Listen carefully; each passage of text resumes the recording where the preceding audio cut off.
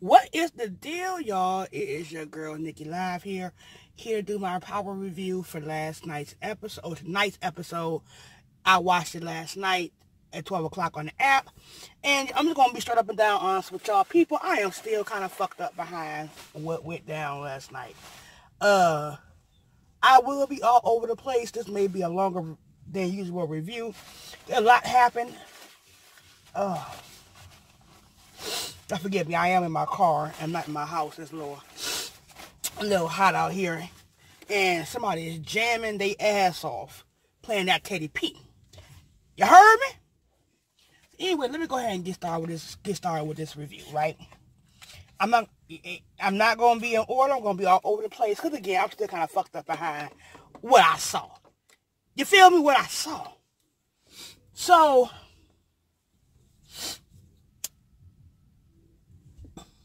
your nigga is jamming. But let me go ahead and get started. Where I want to start. So let me go ahead and start off with Effie and Tariq ass. So we finally tonight figure out, okay, Effie ain't the ops, but she ain't who she says she be. You feel me? So boom, Effie and Tariq are playing chess.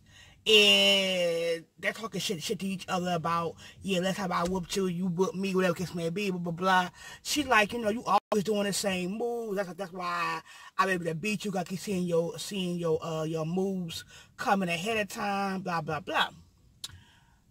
But then he ends up beating her, and she didn't see him coming, right?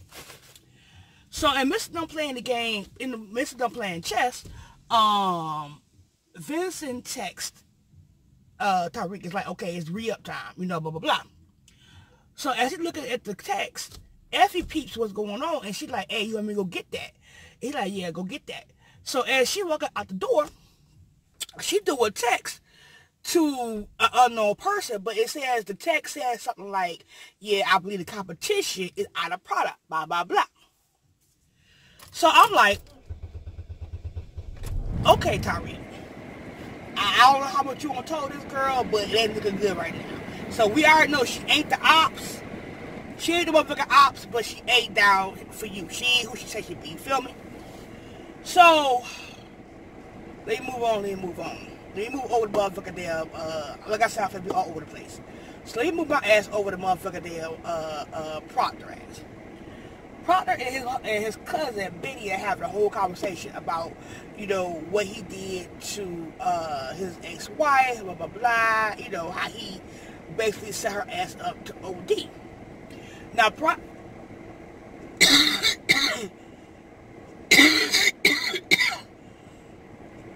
excuse me. Now, prior to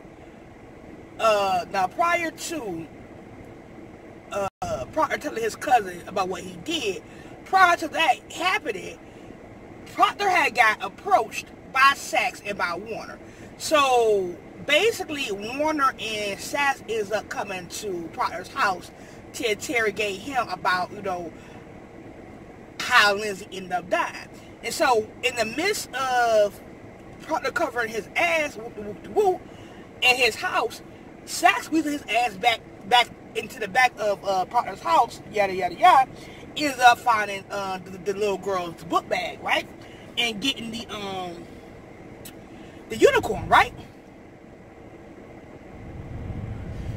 And like I said, prior to Proctor telling his cousin about what he did to Lindsay, that went down, and also Proctor got confronted again by Sax with the recording of him saying, I'm not going to let you take my daughter away.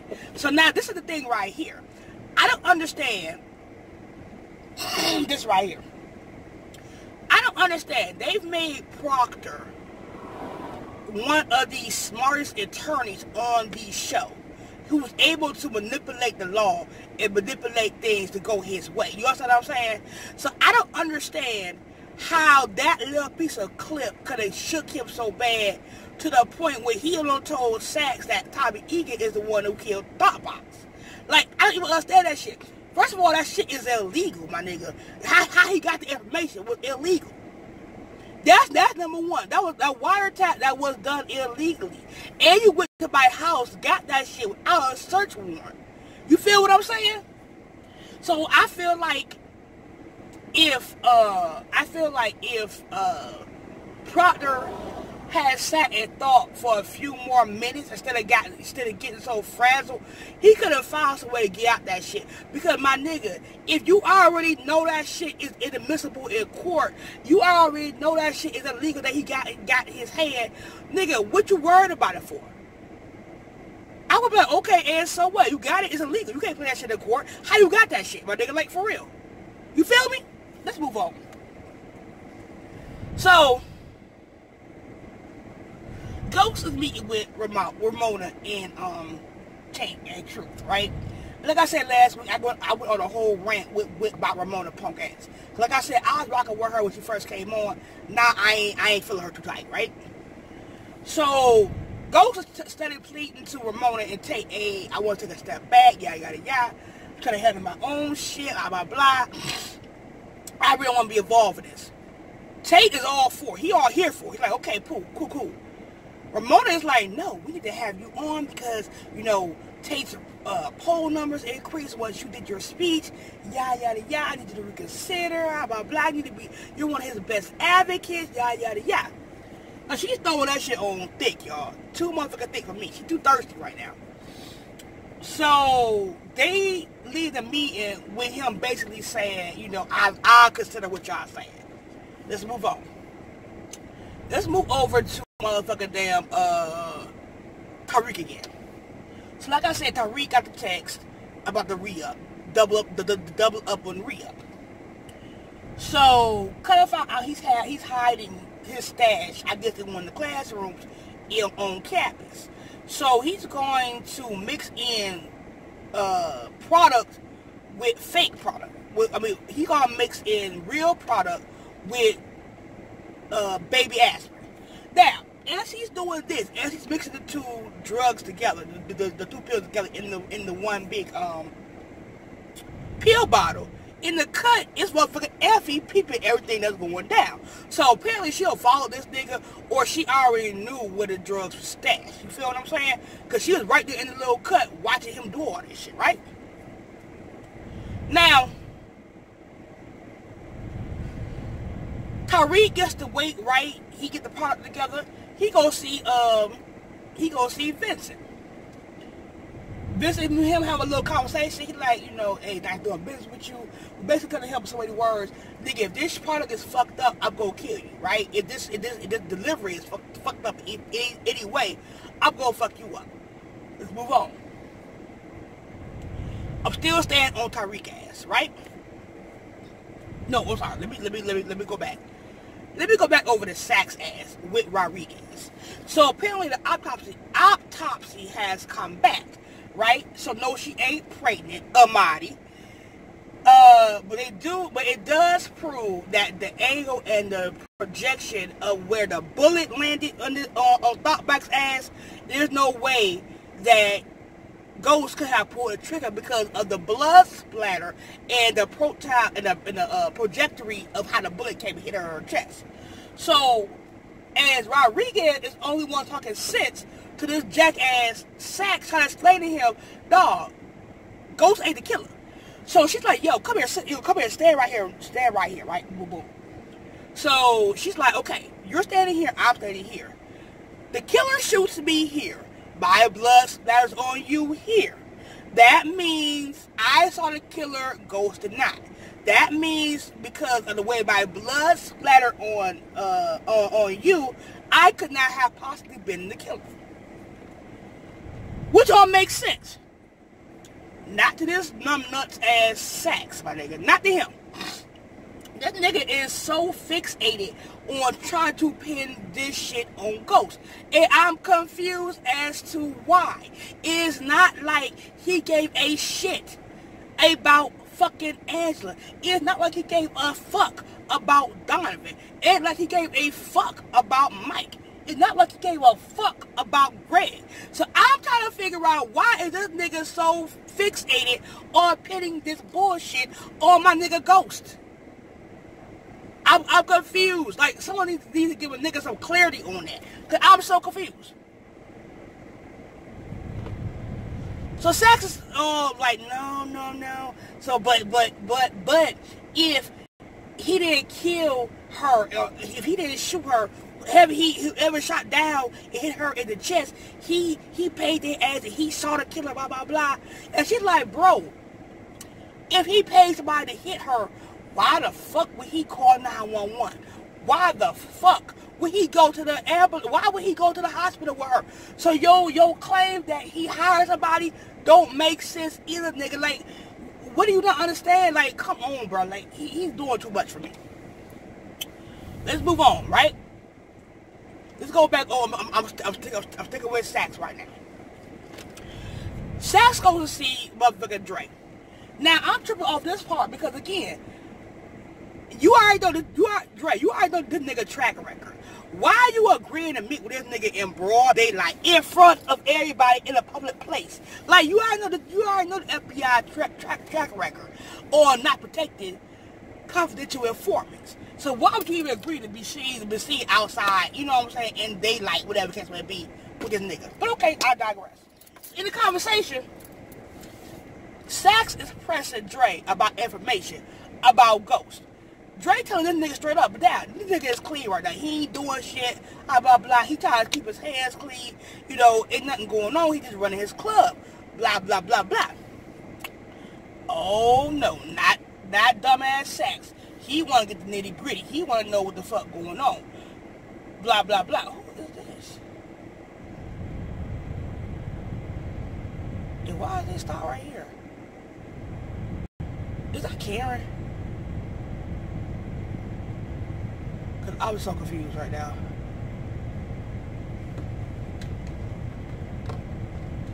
Y'all got to hold on a minute. Okay, so sorry man, I figured out who that was. Even like I was saying. So like I said, Sax and motherfucking damn Dre, you know. He pressing him, whatever case may be, blah blah blah.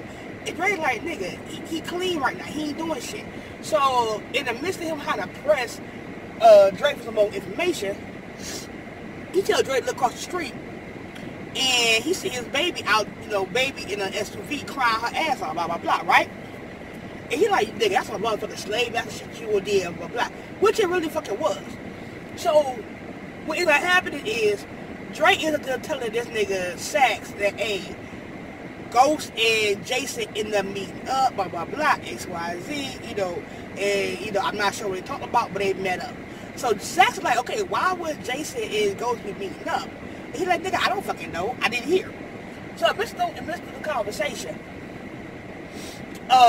Warner ends up texting Sax has, tell him to go to the office immediately. So moving back over to Sax. Sax ends up going back to the damn office.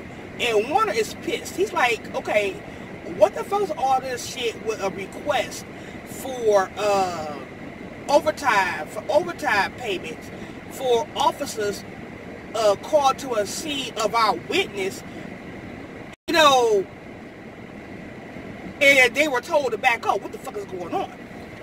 So I need answers, sir. I need answers. So Sax isn't having to explain that, yeah, I called I got a CI, aka Dre, working with me, blah blah blah, and he informed me that, you know, he was going over there to kill her, yada yada yada, blah blah blah. So in midst of the conversation, it comes out that the girl Maria wants to change her motherfucking story, right? Cool. So that's how it comes out that Lindsay is dead, because Sax said, not only do I have Dre working for me, I got Lindsay as well. But Warner busted his bubble. Oh, you had Lindsay. Lindsay's dead. And Proctor is the one that called in the death. That's how they ended up going. That's how that's how Sax ended up getting in Proctor's house and obtaining that unicorn, because after that conversation, they ended up going to see Proctor. So let me go ahead and move over to motherfucking Tasha ass, right? I will start with Tasha and motherfucking Tommy. Tasha and Tommy are having a conversation. They usually meet up. They usually smoke out in the car. And she's explaining to him, you know, this shit is hard. I thought the daycare business will be a little bit, quicker as far as getting that money. It's a little, it's a little bit more than what I expected it to be. Blah, blah, blah, blah. So, Tommy, oh shit, hold on, I got a phone call. I gotta pause, y'all.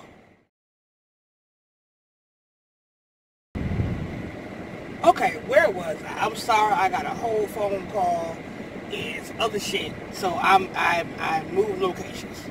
So I don't even know where I ended up leaving off at with this damn review. I think I was talking about Tasha and Tommy. Yeah, Tasha and Tommy, I think. I want to put this out there. I don't like how they're writing Tommy, how they're letting him do Tasha, all because of Keisha ass, okay? So, like I said, Tasha and Tommy are talking, blah, blah, blah. She's claiming him, blah, blah, blah, blah. The money funny. I didn't know how much it was going to cost me on his daycare. And so, basically, he come out and say, I'll give you some money, blah, blah, blah. So, in her head, she thinking, I could go ahead and claim the money. So, he tells her, no, you're not going to clean my money because Keisha has agreed to clean the money. Now, like I was trying to explain for my phone, if I got a call, you got to pay attention to what people be saying, like certain lines that people be saying in this series, because it's always like a foreshadowing as to what's to come. So Tasha basically tells Tommy in so many words, bruh, why would you allow Keisha to run your books when I've been running the books for all these years? Ain't another guy that's caught up in none bullshit. So you allow her to run these numbers. And she fucks up in any type of way. She transposes one number. Nigga, that's going to bring heat to all of us, and we all going down. It just ain't you, my nigga. It's going to be all of us. I digress. Tommy is the old sucker for love nigga. Move fuck on.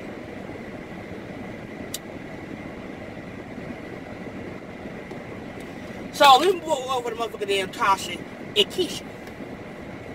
So Tasha, like I said, she down on her luck right now because her money ain't flowing like it's supposed to be flowing. She trying to return to high-end clothes. The clerk chick giving her a hard time. But right around the corner, Keisha hears Tasha, basically, trying to exchange clothes for money, whatever it may be, right? And she basically gloating to some degree about, how the tables have turned. And Tasha looking at her like, yeah, bitch, you flying high right now, but you'll see. So, in the midst of the conversation between the two of them, she asks about Holly. And Keisha's like, asking Tasha, what happened to Holly? And Tasha like, it ain't my place to tell you what the fuck happened to Holly. That's a nigga place. So she don't tell her anything. She basically just tell her, hey, if I was you, I wouldn't get too involved or get too close to Tommy, blah, blah, blah, blah. Miss Keisha thinks she knowing it all. Talk about something, whatever Holly did, I'm not about to do. And walks off. I'm like, okay, girl, you think you know this motherfucker, but you really don't. Just move the fuck on. So let's move on to motherfucking damn Tate and motherfucking damn Ramona ass and Ghost. So like I said, I think I mentioned this before, but if I did, please forgive me. Ramona is pleading her case about how to keep Ghost on as an advocate for Tate in the campaign. Tate is like, nah, he could go, I'm good, right?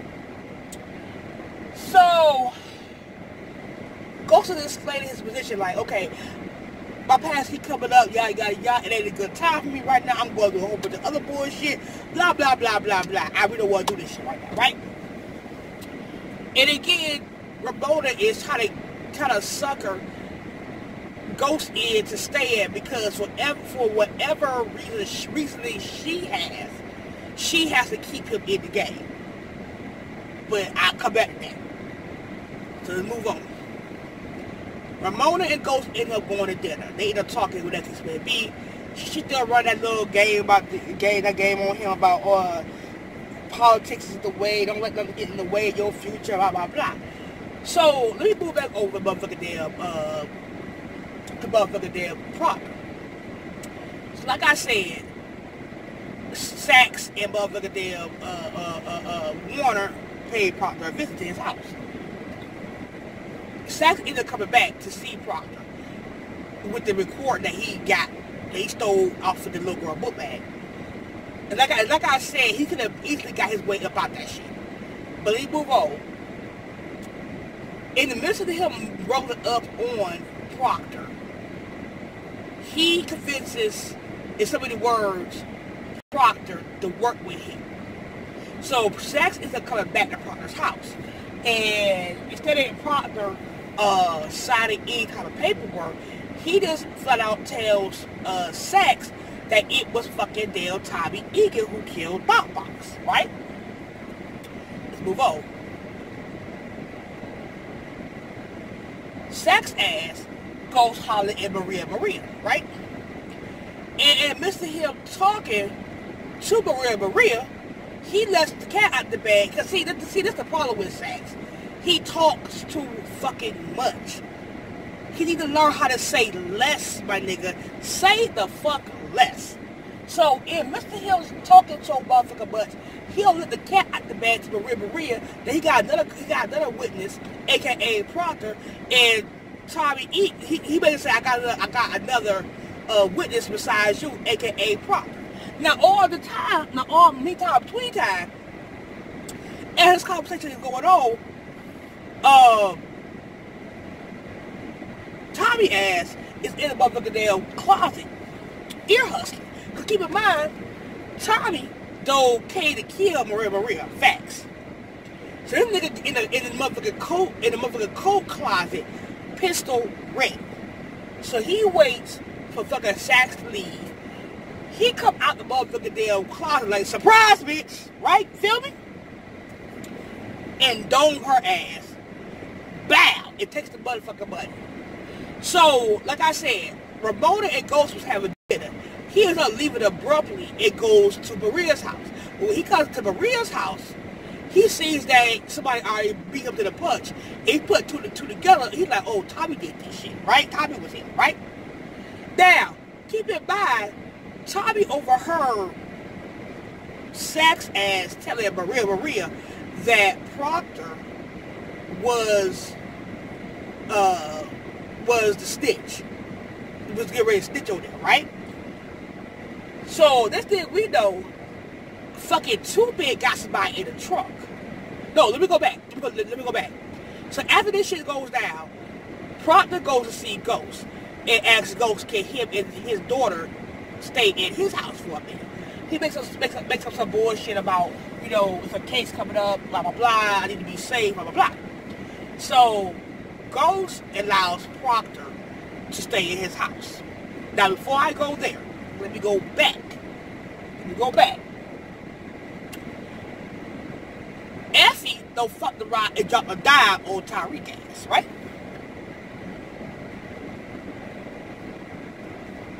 Tariq in his damn dorm room, whatever, gets me be chilling, and it pops the boogie, the motherfucking D, and fucking damn Tasha ass. He's like, what the fuck going on? So he comes with the motherfucking baby aspirin, all the other good shit, blah, blah, blah. And he like, you know, we got an anonymous tip that, you know, you're selling these on campus, blah, blah, blah. And effective immediately, you're expelled. Now, as he's getting all his shit out the room, right? He peeps the chessboard and he sees that I think the king is down, which is Effie's signature moves, what signals to him that, oh, this bitch the one who's bitched on me, right? Let's move the fuck on. Tariq and Tasha end up going to the penthouse so that Tariq can explain why the fuck he is expelled for school.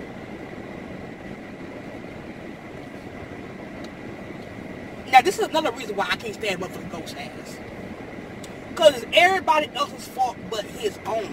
He is never wrong in a situation. He has never contributed to a situation. He never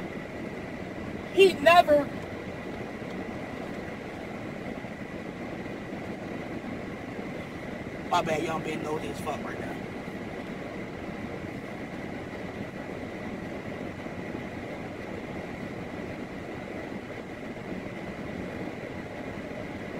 My bad, I'm being nosy. That's what the fuck going on. He never takes responsibility for what he's done or what role he's played in a situation, whether it's good, bad, or indifferent. So, like I said, Tasha and Tariq go to the penthouse, and she's like, tell your dad why you got expelled. She's like, yeah, pops, I was selling drugs, blah blah blah. I'm just like you, yada yada yada, X Y and Z. So, Ghost is trying to jack this nigga, jack little Tariq up. But Tariq like, man, fuck you, nigga, get off me, nigga, get off me. Get off me. So, as Tariq is going in this motherfucking room, Ghost is steady blaming motherfucking Tasha for the shit that Tariq has got into. My nigga, it's not her fault. It is your fault as well. Y'all are both the motherfucking parents. And I'm so sick of this nigga always blaming everybody else for the downfall of shit that's going on around him, without him taking no responsibility for the role that he played in the situation. Sorry, y'all. And it just pisses me the fuck off that these writers have yet to write this nigga with some type of integrity, with some type of realization that, yeah, maybe some of this shit is my fault too. But okay, I'll move on. I digress. What else happened? Okay, so let me move on. I got a little bit of time on my phone. Like I said, Tommy now knows that Proctor's getting ready to snitch, or snitched on him, or snitch in general. He don't know at this time that he don't snitched on him. So, like I said, Proctor and the little girl is staying at Proctor and the little girl staying at the penthouse with Ghost, right? So, in order to get a location on Proctor, Too Big don't fuck around and got Charlie, who is the dude who work at the courthouse, in the trunk. He don't call Proctor to get an address, like a location on Proctor, and Too Big don't fuck around and shot this nigga in the trunk. Let's move on. So, Tommy put two together on the location where Proctor is, right? So he hits Tariq up on the jack. He's like, hey, are you at home? Blah, blah. And he's like, look, we gonna talk about what happened with you with the drugs and you get expelled, blah, blah, blah, blah. At this time, my nigga, who at the house with you? He's like, I don't know. So he's like, yeah, I think my dad go, blah, blah, blah. He said, all right, cool. I would need for you to go out the back door, unarm the alarm system, and leave the service door open for me. So Tariq is like, I thought you were going to give me a heads up on killing killing Ghost. He's like, nigga, I'm not even thinking about your daddy right now, right? So Tariq does what he's expected to do. I mean, he's expected to do because he's peeping what's going on. So as he's leaving out the room, he has no clue that the little girl and Proctor are even in the house, because I think Proctor and the little girl was already in the other rooms when Tariq came in. He didn't see them. So when he come out his room, he hears the little girl crying because she's looking at her iPad and pictures of her mom. She just breaks down and cries. Oh, but let me stop right there. Let me go back. So boom, when Proctor first gets there with the little girl, they have a little conversation. He's like, look, Daddy loves you, blah, blah, blah. And you bought you a little gift, blah, blah, blah. There's a little locket with her initial on it, right? He's like, look, I need for you to keep this safe. Keep Daddy's secrets. You feel what I'm saying? Like, you know, I love you. You know, just keep this right here. Just remember you got it. And then the necklace. So inside the little necklace is a little chip. And on that chip is going to be the information off the laptop. Let's move on. Back to Tariq and the little girl Eloise. So like I said, he hears the little girl crying. He goes in the room like, oh, I didn't know you was here. And he's like, so they introduce each other to, you know, each other, whatever it can be. So now it's looking at him like, okay, he's not here to kill my pop. He's here to kill her dad. So he's convincing the little girl, hey, let's go get something to eat. Let me get some ice cream at S&P, right? Nigga, next thing we know, we see motherfucking Dale Proctor in the penthouse, looking out at the skyline on the phone with Charlie. Tell Charlie, hey, just chill. If it's gonna be cool, I'ma hit you up when I get this shit situated, okay? Just then we know Tommy creeps in with a fucking semi-automatic or whatever that shit he had and started busting, fucking that penthouse up, right? So Proctor gets hit in the leg. He busted back with the gun. He busted back with the gun Biddy gave him, right? Boom, boom. So basically, Proctor comes out and finds out that, you know, hey, it's done for me, whatever it can be. Let me just find my daughter. So he's not thinking that his daughter not in the house. So when he don't find his daughter, he is calling her on the phone. So he's talking to her. He's like, okay, baby, you safe? You safe?